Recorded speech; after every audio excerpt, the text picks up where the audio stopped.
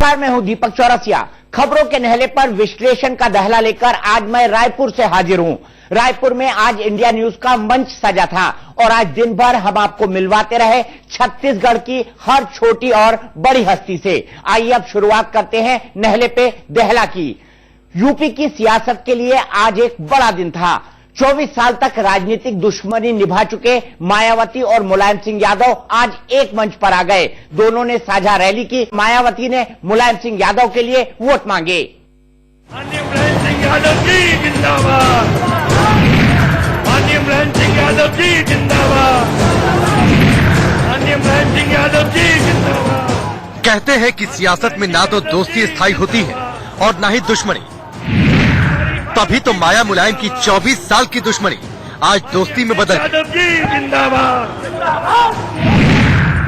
मैनपुरी के Christian field में महागठबंधन की रैली में समाजवादी पार्टी के संरक्षक मुलायम सिंह यादव को अखिलेश यादव और पार्टी कार्यकर्ताओं ने सहारा देकर मंच पर पहुंचाया, तो मायावती समेत तमाम बड़े नेताओं ने खड़े होकर उनका अभिवादन किया।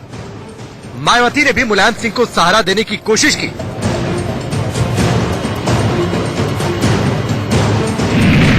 स्वागत समारोह के बाद साझा रैली को सबसे पहले मुलायम ने संबोधित किया और दोस्ती के लिए मायावती का आभार जता दिया और आखिरी बार खुद को भारी बहुमत से जिताने की अपील की। चुनाव में हमें भारी बहुमत से जिता देना, चाहे जिताते रहे उससे ज्यादा। आज हमारी आदरणीय मायावती जी आई हैं, उनका हम स्वागत करते हैं। बहुत खुशी है कि हमारे सभासद होकर में हमारे लिए वोट मांगने आए हैं। मैं आपके इस एहसान को कभी नहीं भूलूंगा। तो आपसे कहेंगे मायावती जी का बहुत सम्मान करना हमेशा, क्योंकि हमारे सभा पर जब भी आया है तो मायावती जी ने हमारा साथ दिया है। राजनीतिक रूप से अहम संदेश देने वाली इस रैली के मंच से मायावती ने 16 बार मुलायम सिंह का नाम लेकर वोटरों से उन्हें जिताने की अपील की। वहीं 11 बार उन्होंने भाषण में पीएम मोदी का जिक्र किया और उन पर बयानों के तीर चलाती रही। आज मुझे आपकी सपार भीड़ व भीड़ के जबरदस्त जोश को भी देखकर ऐसा लग रहा है कि इस बार चुनाव में आप लोग अपनी इस मैनपुरी लोकसभा की सीट से सपा संरक्षक श्री मुलायम सिंह यादव जी को यहां से रिकॉर्ड तोड़ वोटों के अंतर से इनको ऐतिहासिक जीत जरूर दिलाएंगे। मैं खास तौर से भारतीय जनता पार्टी को, प्रधानमंत्री श्री नरेंद्र मोदी को भी ये कहना चाहती हूँ कि आप लोगों ने जो हमारे गठबंधन को शराब की संज्ञा दी है, तो लेकिन ये जो अपार जन समूह है, तो ये आज इतना नशे में ये चूर हो गया, शराब पीकर नहीं, लेकिन बीजेपी को केंद्र की सत्ता से उखाड़ फेंकने के लिए इनमें इतना नशा चढ़ गया है कि अब आप लोग इस बार केंद्र में भारतीय जनता पार्टी को किसी भी कीमत पर नहीं आने देंगे। मैनपुरी की साझा रैली को अखिलेश यादव ने ऐतिहासिक बताया और दावा किया कि नेताजी को यहां से अब तक की सबसे बड़ी जीत मिलने जा रही है। और नेताजी ने जिस तरीके से हम सबको जगाने का काम किया, जिस तरीके से हमें और आपको इस राजनीति में और समाज में सम्मान देने का मौका मिला है, आज आपकी अपील के बाद मैनपुरी लोकसभा की जनता ऐतिहासिक वोटों से जिताने जा रही है। मैनपुरी में महागठबंधन की चौथी रैली के दौरान अखिलेश आत्मविश्वास से लबालब दिखे। उन्होंने ये भी कहा कि हमें नया देश बनाने के लिए नया प्रधानमंत्री बनाना होगा और ये तभी मुमकिन होगा जब एसपी, बीएसपी और आरएलडी गठबंधन दिल्ली के पास तक पहुंचेगा। आने वाले समय में सरकार कौन सी बने, उसका फैसला होने जा रहा है। भारतीय जनता पार्टी के लोग कहते हैं कि हमें नया भारत बनाना है। ये महागठबंधन कहता है हमें नया प्रधानमंत्री बनाना है, और जब नया प्रधानमंत्री बनेगा तभी जाकर के हमारा भारत नया बनेगा। मैनपुरी की चौथी रैली से एक चौंकाने वाली खबर भी आई।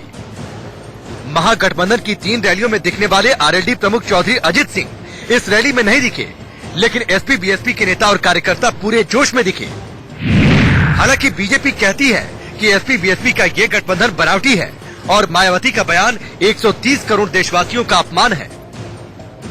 देखिए, ये मायावती जी की घबराहट बोल रही है और माननीय नरेंद्र मोदी जी को यह कहना कि वो पिछड़ों के नेता नहीं है, मैं समझता हूं कि इस देश की 130 करोड़ जनता का अपमान करने के समान है। एक तरफ नकली भतीजा, दूसरी तरफ नकली बुआ।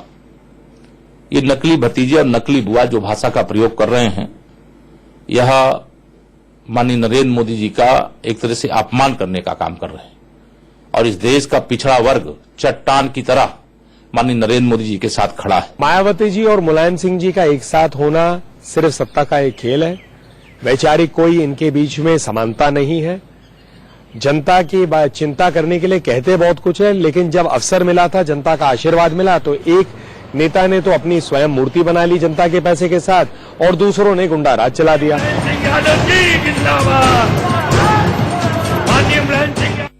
मैनपुरी रैली में मायावती ने प्रधानमंत्री मोदी के पिछड़े कार्ड को बेअसर करने की कोशिश की।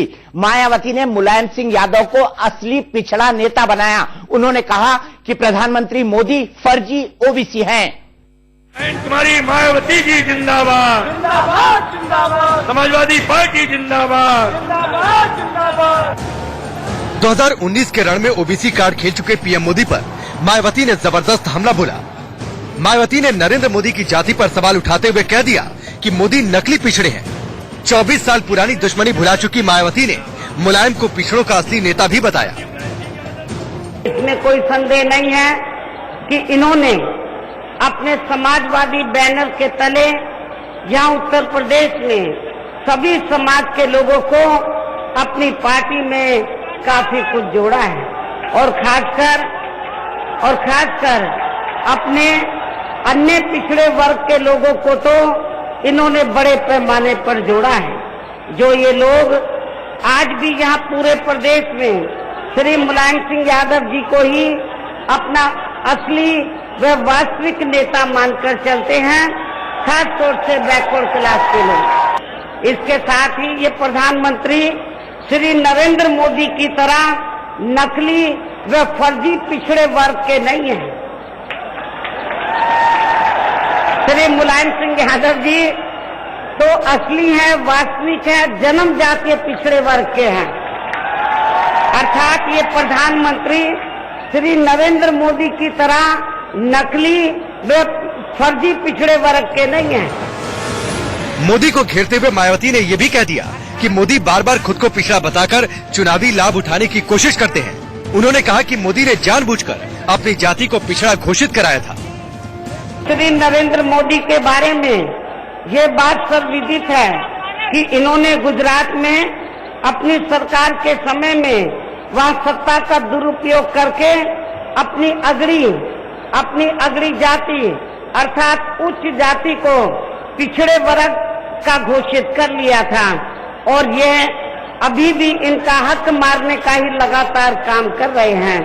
श्री नरेंद्र मोदी ने अपने आप को वास्तविक व जनजाति पिछड़े वर्ग का बताकर इसका पिछले लोकसभा के हुए आम चुनाव में काफी चुनावी लाभ भी उठाया है और फिर इसकी आड़ में ये देश के प्रधानमंत्री भी बन गए। लेकिन आप लोगों को ये भी मालूम है कि एक नकली व फर्जी व्यक्ति या पिछड़े वर्गों का कभी भी अपनी पूरी ईमानदारी व निष्ठा से इनका भला नहीं कर सकता है। मायावती सिर्फ मोदी को फर्जी बताने तक नहीं रुकी, उन्होंने मोदी सरकार में दलितों और पिछड़ों के लाखों पद खाली होने पर भी निशाना साधा। मायावती ने अगड़ी और पिछड़ी जाति के सवाल को हवा तो दे दी। उनके नए साथी यानी समाजवादी पार्टी के अध्यक्ष अखिलेश यादव भी उनके समर्थन में आ गए। अखिलेश ने भी जाति के सवाल पर पीएम मोदी को घेरते हुए कह दिया कि मोदी सिर्फ कागजों पर ओबीसी है। ये मनोबल ऐसा बड़ा है कि अब परिवर्तन को कोई नहीं रोक सकता है और आपने ठीक पकड़ा, आपने एकदम ठीक पकड़ा। वो कागज में पिछड़े हैं, हम सब लोग जन्म से पिछड़े हैं। तो आपको फैसला लेना है कि आने वाले समय में किनके हाथ में सत्ता जाए। वैसे ये पहला मौका नहीं है जब पीएम मोदी के पिछड़ा होने पर वार किया गया है। दरअसल इसकी वजह ये है कि मोदी जिस मोट घांची जाति से आते हैं उसे गुजरात में पहले अगड़ी जाति का माना जाता था। गुजरात कांग्रेस के बड़े नेता शक्ति सिंह गोहिल ने दावा किया था कि एक आरटीआई के जवाब में उन्हें पता चला था कि 1 जनवरी 2002 को गुजरात सरकार ने मोट घांची जाति को ओबीसी में शामिल किया था।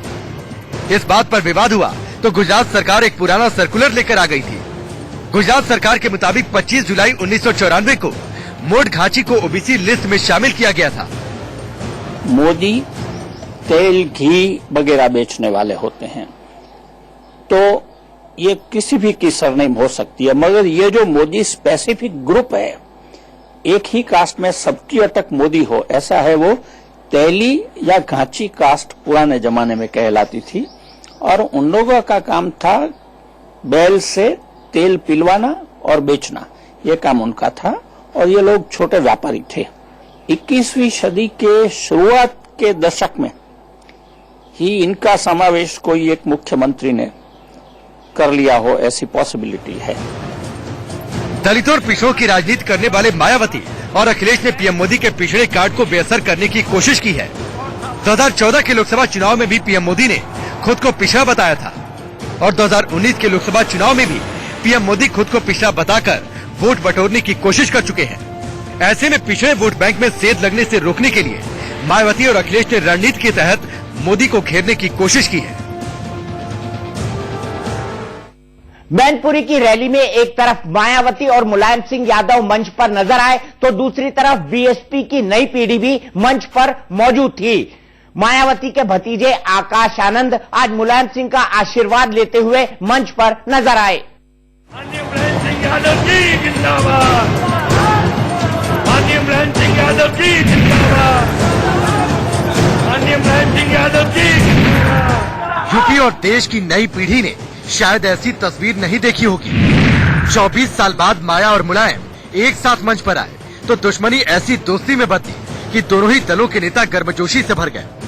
इसी गर्मजोशी के बीच माया और मुलायम के करीब आए बीएसपी के नए और युवा नेता आकाश आनंद। आकाश आनंद ने मुलायम सिंह के सामने आते ही झुककर हाथ जोड़ा, लेकिन मुलायम इस युवा को पहचान नहीं पाए। अखिलेश यादव ने मुलायम की कान में आकाश का परिचय फुसफुसाया। मुलायम तब भी नहीं समझे। अखिलेश ने 3 बार मुलायम सिंह को आकाश आनंद के बारे में बताया। तब कहीं जाकर करीब 80 साल के मुलायम समझ पाए कि ये युवा मायावती का भतीजा है और तब मुलायम ने सिर ठोककर आकाश आनंद को आशीर्वाद दिया।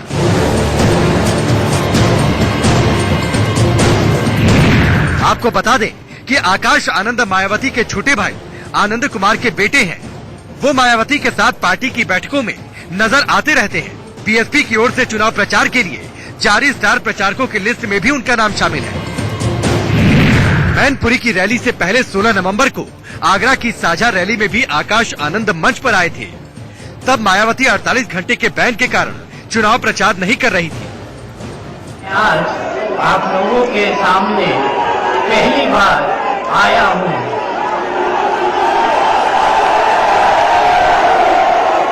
और एक अपील करना चाहता हूँ, क्या आप लोग मेरी बात मानेंगे? सुनाई नहीं दिया, क्या आप लोग मेरी बात मानेंगे? धन्यवाद। उस रोज आकाश की चुनावी मंच पर एंट्री हुई थी और अब उन्हें मुलायम सिंह जैसे सीनियर लीडर से भी आशीर्वाद मिल चुका है। मतलब साफ है, आकाश आनंद अब बुआ के उत्तराधिकारी बनने के लिए पूरी तरह तैयार है।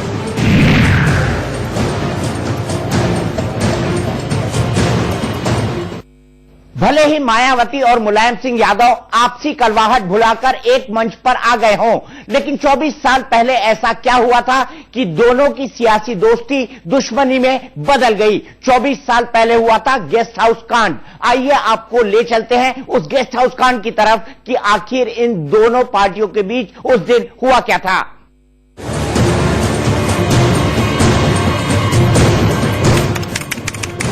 2 जून 1995 लखनऊ, शाम का वक्त था।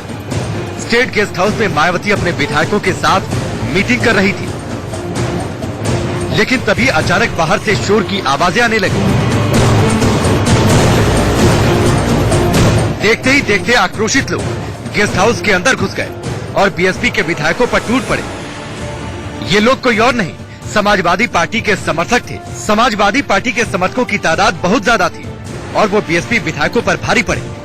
गुस्साए समाजवादी पार्टी के कार्यकर्ता मायावती को लगातार ढूंढ रहे थे। इनकी तादाद इतनी ज्यादा थी कि गेस्ट हाउस में इनको रोकने की हिम्मत किसी की भी नहीं थी। बताया जाता है कि उस समय ऐसा हड़कंप मचा था या फिर ऐसी गुस्साए समाजवादी पार्टी के कार्यकर्ता थे कि उन्होंने कई बीएसपी के कार्यकर्ताओं को और विधायकों को मार मार कर लहूलुहान तक कर दिया था।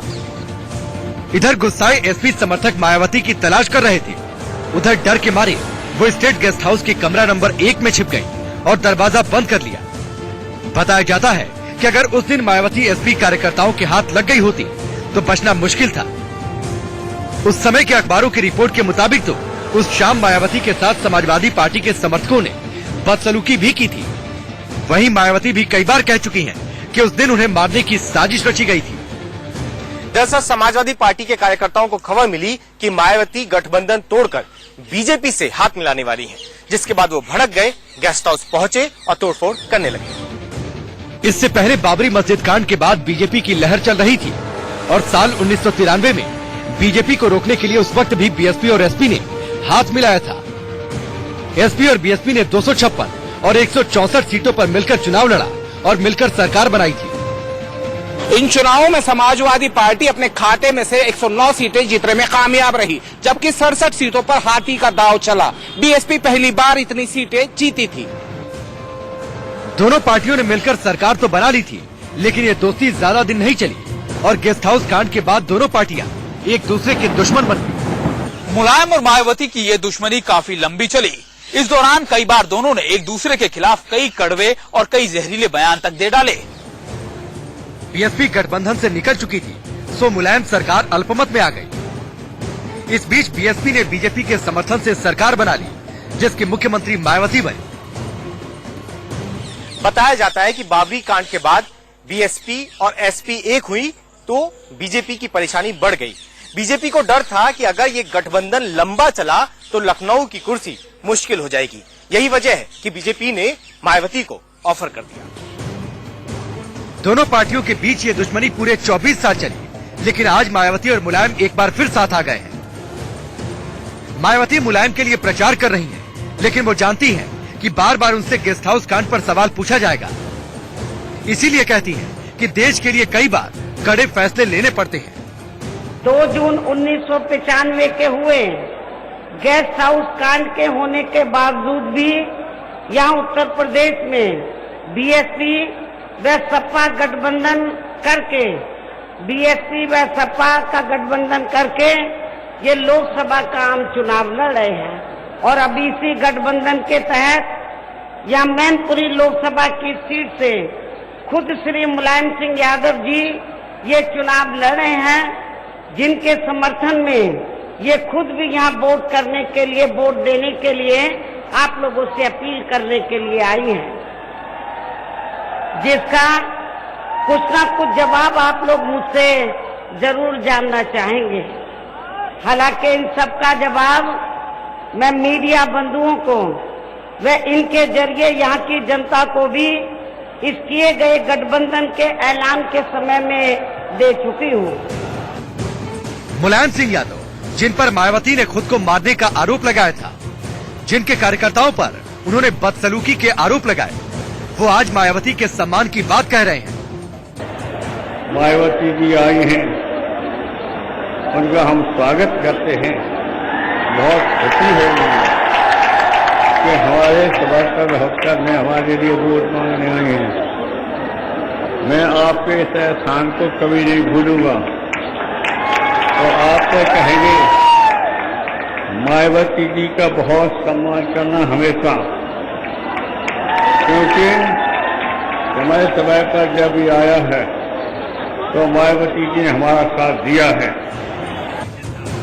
आज यूपी के मैनपुरी में मायावती मुलायम के साथ दोनों के वारिस भी मौजूद थे। दोनों नेताओं ने एक साथ आकर साफ संकेत दे दिया कि भले ही उनके बीच पहले कभी कड़वाहट रही हो, लेकिन अब कुछ ऐसा नहीं। आज एक ही उनका लक्ष्य है, मोदी को हराना है, अपना अस्तित्व बचाना है। नहले पे दहला में फिलहाल एक ब्रेक, लेकिन ब्रेक के बाद भी रफ्तार और विस्तार से खबरों का सिलसिला जारी है।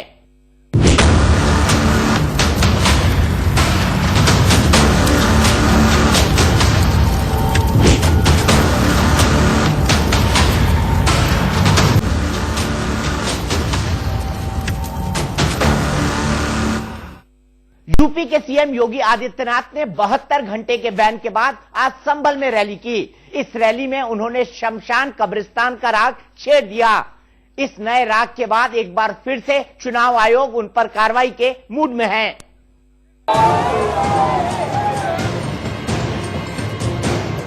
72 घंटे के बैन के बाद योगी ने फिर से चुनाव प्रचार की कमान संभाल ली।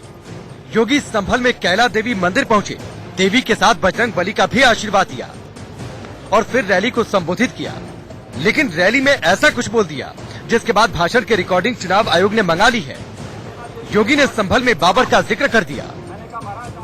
एक बार संसद में मैं बैठा था, संजोग से संभल से प्रत्याशी यही समाजवादी पार्टी के वर्तमान प्रत्याशी हैं।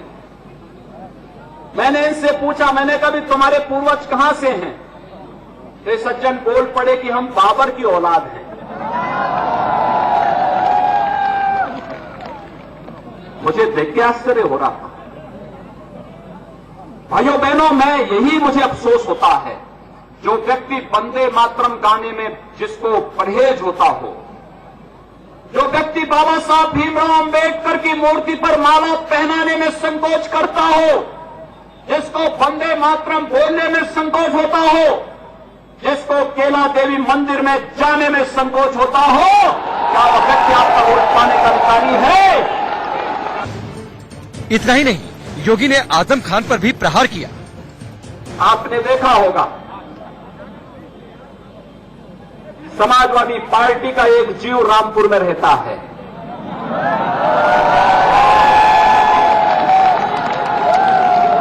बाबा साहब भीमराव अंबेडकर इनके लिए किस प्रकार की भाषा का उपयोग करता था? बाबा साहब भीमराव अंबेडकर के लिए भारत के संविधान के शिल्पी, भारत रत्न बोधिसत्व बाबा साहब भीमराव अंबेडकर का अपमान करने वाला व्यक्ति आज मायावती जी उसके लिए वोट मांग रही है। उसके लिए वोट मांग रही है जो बहन बेटियों की इज्जत को किस तरीके से, किस बदतमीजी की भाषा का प्रयोग करके बहन बेटियों की इज्जत के साथ खिलवाड़ करने का कार्य करता है। इसके अलावा योगी ने हिंदू मुस्लिम को लेकर भेदभाव का आरोप बीएसपी और एसपी की सरकारों पर लगाया। आखिर केला देवी का मंदिर इतना प्राचीन मंदिर है, मुझे आश्चर्य होता है। समाजवादी पार्टी 4 बार सरकार में थी, क्या केला देवी मंदिर का सुंदरीकरण नहीं होना चाहिए था? क्या इस मंदिर का सुंदरीकरण नहीं होना चाहिए था? होना चाहिए था। लेकिन दृष्टि हो, जहां पर सरकारें भेद करती हों कि देवा शरीफ में बिजली जाएगी, महादेवा में नहीं जाएगी, जहां सरकारें भेदभाव करती रही हो कि कब्रिस्तान की बाउंड्री वॉल के लिए पैसा देंगे, शमशान घाट के लिए नहीं देंगे, हमारी सरकार ने भेदभाव समाप्त किया। हमने कहा अगर कब्रिस्तान को पैसा मिलेगा तो शमशान घाट के लिए भी पैसा हम बजट से देंगे। योगी लगातार अपने भाषणों में पुरानी सरकारों पर हिंदुओं से पक्षपात का आरोप लगाते रहे। पहले होता क्या था? होली आती थी, दीपावली आती थी, जन्माष्टमी आती थी, कांवड़ यात्रा आती थी, इन पे रोक लगा दी जाती थी। बहन जी आती थी, कहती थी कि जन्माष्टमी नहीं होगी क्योंकि भगवान कृष्ण का जन्म जेल में हुआ था, थाना और पुलिस लाइन में मनाई जाती थी। जैसे मायावती जी आई, उन्होंने रोक लगा दी जन्माष्टमी के कार्यक्रम पर, और समाजवादी पार्टी की सरकार आई तो समाजवादी पार्टी की सरकार ने कांवड़ यात्रा पे रोक लगा दी। योगी पर अली बजरंग बली वाले बयान को लेकर 72 घंटे का बैन लग चुका है, लेकिन एक बार फिर से योगी ने हिंदू मुस्लिम को लेकर बयान दिया है। अब देखना है चुनाव आयोग इसे किस नजरिए से देखता है। कांग्रेस महासचिव प्रियंका गांधी ने आज कानपुर में रोड शो किया। रोड शो के दौरान भीड़ कुछ इस कदर उमड़ी कि प्रशासन के संभालने में हाथ पांव फूल गए।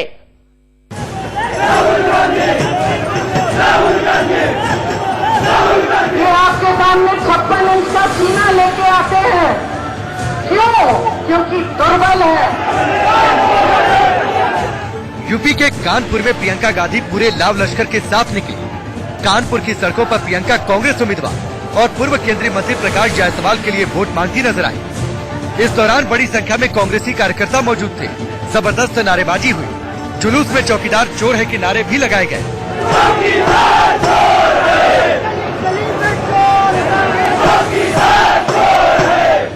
लोगों को संबोधित करते हुए प्रियंका ने कहा कि पीएम मोदी में बर्दाश्त करने की शक्ति नहीं, जबकि मेरे भाई राहुल गांधी हर रोज गालियां सुनते हैं। ये आपके सामने 56 इंच का सीना लेके आते हैं, क्यों? क्योंकि दुर्बल है, क्योंकि लोकतंत्र को दुर्बल बनाना चाहते हैं। ये चाहते हैं कि जनता मजबूत न बने, जनता सवाल न उठाए, विपक्षी दल सवाल न उठाए, आलोचना न करे। क्यों? क्यों? अगर आप में इतनी शक्ति है तो सह लीजिए, तो खुश हो जाइए। देखिए, मेरे भाई हैं, उनकी प्रशंसा नहीं करनी चाहिए, लेकिन एक बात मैं बता देती हूँ कि आप अगर दो जनों को देखें, एक जिसमें सहने की कोई शक्ति नहीं है और दूसरे जिनको रोज रोज गाली देते हैं, ये लोग रोज रोज आलोचना करते हैं, रोज कुछ न कुछ कहते हैं, चाहे माँ के बारे में, पिता के बारे में, दादी के बारे में, किसी के बारे में, उनकी, लेकिन सहने की शक्ति मुस्कुरा के वो सहते हैं और खुश भी होते हैं। प्रियंका ने राष्ट्रवाद के मुद्दे पर भी बीजेपी को घेरा। उन्होंने कहा कि मोदी सरकार सवाल उठाने वालों को देशद्रोही कहती है। कानपुर लोकसभा सीट पर फिलहाल बीजेपी का कब्जा है और यहां से बीजेपी के वरिष्ठ नेता मुरली मनोहर जोशी सांसद हैं। लेकिन इस बार बीजेपी ने जोशी की जगह यूपी सरकार में मंत्री सत्यदेव पचौरी को टिकट दिया है।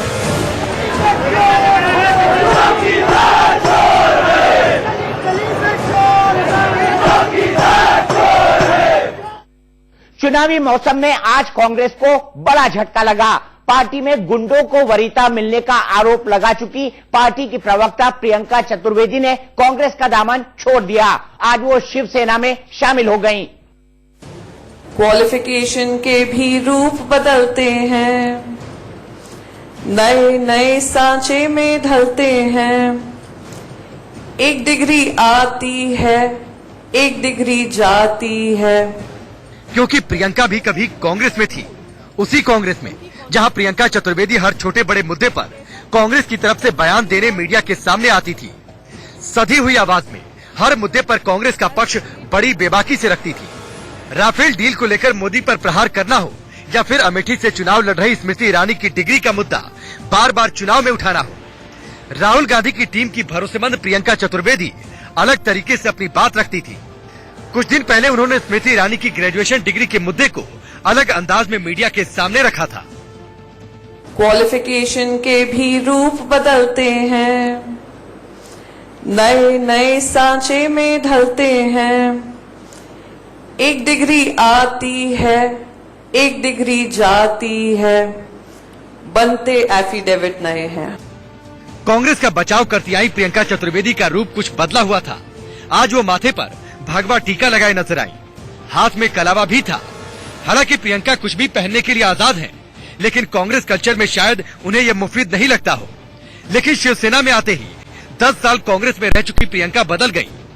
आदित्य ठाकरे ने उन्हें शिवसेना में शामिल कराया तो प्रियंका के सुर एकदम बदले हुए थे। शैली और सोच दोनों में अंतर साफ दिख रहा था। दुख मुझे इस बात का तब हुआ जब खुद ही पार्टी के कुछ लोगों ने इस तरीके की टिप्पणी की मेरे बारे में। उम्मीद ये थी कि सस्पेंशन हुआ, मैंने ज्यादा किसी के सामने बोला नहीं था, जो इंचार्ज थे वहां पे रखा। तो जब रीइंस्टेट कर किसी को वापस बुलाया जाता है, ये दरकिनार कर दिया जाता है कि एक महिला जिसने अपना 10 साल बगैर राजनीति से जुड़ी, at a great personal cost, उन्होंने ये काम किया है। प्रियंका ने कांग्रेस छोड़ने के पीछे अपने आत्मसम्मान को कारण बताया। उन्होंने 2 दिन पहले ट्विटर पर भारी मन से कांग्रेस की नीति पर भी सवाल उठाए थे, जिसमें कहा था कि कांग्रेस में अराजक तत्वों को वरीयता दी जाती है। प्रियंका ने इसके पीछे मथुरा में उनके साथ कांग्रेस कार्यकर्ताओं द्वारा की गई बदसलूकी का हवाला भी दिया था, जिन्हें कांग्रेस से सस्पेंड करने के बाद दोबारा शामिल कर लिया गया था। इसी बात से प्रियंका चतुर्वेदी काफी नाराज थी। इस्तीफे का कारण भी यही बताया, लेकिन सियासी गलियारे में इस बात की भी चर्चा है कि प्रियंका चतुर्वेदी मथुरा या फिर मुंबई की किसी सीट से टिकट मांग रही थी, लेकिन टिकट नहीं मिलने से वो नाराज हो गई। खासतौर से नॉर्थ मुंबई से उर्मिला मातोंडकर को टिकट दिया जाना उन्हें अच्छा नहीं लगा, जबकि प्रियंका इन सारी बातों को खारिज करती हैं। उनके लिए आत्मसम्मान ही बड़ा मुद्दा है। मैंने मथुरा से टिकट नहीं मांगी थी। मथुरा मेरे परिवार, मेरे माता पिता वहां से आते हैं, मथुरा में उनका घर भी है। मथुरा से मेरा जुड़ाव भी हमेशा रहेगा। मेरा सोशल मीडिया का प्रोफाइल आपको बताएगा, पर मैंने मथुरा से टिकट नहीं मांगा। प्रियंका न्यूज चैनल्स की डिबेट का भी जाना पहचाना नाम है। खास तौर से कांग्रेस की प्रवक्ता के तौर पर कई सालों से काम करती आई हैं, लेकिन अचानक से शिवसेना में शामिल होना कांग्रेस के लिए झटका है। अब देखना है क्या प्रियंका चतुर्वेदी की आवाज विरोधी दलों पर उतनी ही मुखर होगी जितना कि कांग्रेस में होती थी। इस बीच सबसे बड़ा सवाल ये है कि क्या प्रियंका स्मृति ईरानी के डिग्री के मुद्दे को उसी अंदाज में उठाएंगी जैसा कांग्रेस में रहते हुए किया था। क्वालिफिकेशन के भी रूप बदलते हैं, नए नए सांचे में ढलते हैं। एक डिग्री आती है, एक डिग्री जाती है, बनते एफिडेविट नए हैं। कल बीजेपी प्रवक्ता जीवीएल नरसिम्हा राव पर जूता चला था, लेकिन आज हार्दिक पटेल को थप्पड़ पड़ गया। गुजरात में एक जनसभा के दौरान एक शख्स ने मंच पर पहुंचकर हार्दिक पटेल को थप्पड़ मार दिया।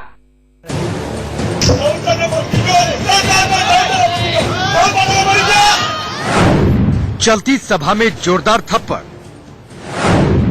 हार्दिक को मारा जोरदार तमाचा। सुरेंद्र नगर में हार्दिक पटेल एक जनसभा में भाषण दे रहे थे। इतने में एक शख्स मंच पर जा पहुंचा और कांग्रेस नेता हार्दिक पटेल को थप्पड़ रसीद कर दिया। हार्दिक को थप्पड़ पड़ा तो वो चौंक गए। इसके बाद उस शख्स के साथ हाथापाई होने लगी। इतने में हार्दिक पटेल के समर्थक भी मंच पर पहुंच गए और थप्पड़ मारने वाले शख्स की धुनाई शुरू कर दी। उसे नीचे गिरा गिरा कर पीटा। सभा में मौजूद पुलिसकर्मी भी पहुंच गए, लेकिन हार्दिक समर्थकों ने पुलिसकर्मियों के सामने भी उस शख्स को जमकर पीटा। इसके बाद जख्मी हालत में उसे अस्पताल में भर्ती कराना पड़ा। पुलिस के मुताबिक थप्पड़ मारने वाले शख्स का नाम तरुण भाई मनु भाई गज्जर है। वो गुजरात के मेहसाणा का रहने वाला है। थप्पड़ मारने वाले तरुण भाई ने इसकी वजह पाटीदार आंदोलन और हार्दिक पटेल की अराजकता बताई है। जब पाटीदार आंदोलन चालू था उस दौरान आपकी वजह से 14 पाटीदार भाई शहीद हुए। मगर उनकी शहादत बेकार गई और आप दूसरी पार्टी में जुड़ गए। आपकी वजह से गुजरात की शांति खराब हुई। दूसरा उसका एलिगेशन ऐसा था कि ज्यादा पाटीदार आंदोलन जिस टाइम चलता था उस दौरान उनकी पत्नी प्रेग्नेंट थी और जब वो उनको लेके जा रहे थे हॉस्पिटल तो इस आंदोलन के लिए जो चक्का जाम था उसमें उनकी पत्नी को काफी तकलीफ हुआ था। उसका रोष उनके अंदर था। इस बात को रोष को लेकर उन्होंने ये प्रकट किया। जो हार्दिक पटेल ने पास की रचना की और पाटीदार अनामत आंदोलन किया, उस टाइम पे मेरी वाइफ प्रेग्नेंट थी और कलोल हॉस्पिटल में दवा चल रही थी। उस टाइम पे 2 बार में बहुत तकलीफ में आया था। उसी वक्त मैंने डिसीजन ले लिया था इस आदमी को मारना है, कोई भी करके इसको सबक सिखाना है। तरुण भाई पहले भी 2 बार हार्दिक को थप्पड़ मारने की प्लानिंग कर चुका था, लेकिन उसे मौका नहीं मिला। पुलिस के मुताबिक तरुण भाई किसी पार्टी से जुड़ा नहीं है, लेकिन हार्दिक पटेल इसे बीजेपी की साजिश करार दे रहे हैं। हार्दिक का कहना है बीजेपी उन्हें जान से भी मरवा सकती है। ભાજપના લોકો નથી ઈચ્છતા ગુજરાતની અંદર 25 વર્ષનો યુવાન ભાજપ સામે બોલે, લોકોને મળે અને મને એવું લાગે છે કે ભાજપવાળા મારી હત્યા કરવાનું કાવતરા સાથે આવા લોકોને મોકલી રહ્યા છે અને એવું લાગે છે કે સુસાઇડ બોમ્બરો દ્વારા કંઈક ને કંઈક રાજનીતિ જોડે ઘટના બની છે એવી। हार्दिक के बयान के बाद बीजेपी ने पलटवार किया। बीजेपी का कहना है हार्दिक पटेल से लोग किस कदर नाराज हैं, इसका अंदाजा उन्हें हो गया होगा। मोदी वंस अगेन, मोदी फिर से, तो दिल से मोदी फिर से, तो मैं मानता हूँ कांग्रेस के लोग घबरा गए हैं और ये इसका ही नतीजा है। जब ये लोग बीजेपी से हारने वाले होते, उनको नजदीक दिखती है, तब ये प्रकार के सब पैतरा करते, नौटंकियां करते। बीजेपी से इसका कोई लेना देना नहीं। बीजेपी ने पुलिस इंक्वायरी मांगी है कि ये घटना की तपास होनी चाहिए, ये घटना की छानबीन होनी चाहिए, दूध का दूध पानी का पानी होना चाहिए, जो दोषी थे उनको दंड देना चाहिए। हमारी पार्टी बिलो द बेल्ट राजनीति में कदापि नहीं मानती है। ये सब चीजें कांग्रेस और कांग्रेस प्रेरित हार्दिक पटेल जैसे लोग सोच सकते हैं। हार्दिक पटेल गुजरात में पाटीदार आंदोलन के मुखिया रहे, लेकिन कुछ वक्त पहले उन्होंने कांग्रेस का साथ पकड़ लिया। ऐसे में उन पर आरोप लगा कि कांग्रेस के इशारे पर हार्दिक पाटीदार आंदोलन चला रहे थे। थप्पड़ मारने वाले शख्स की नाराजगी भी इसी बात को लेकर थी, जिस आंदोलन की वजह से लोगों ने काफी परेशानी झेली। अब उस आंदोलन और उसमें मारे गए लोगों को हार्दिक क्यों भूल गए?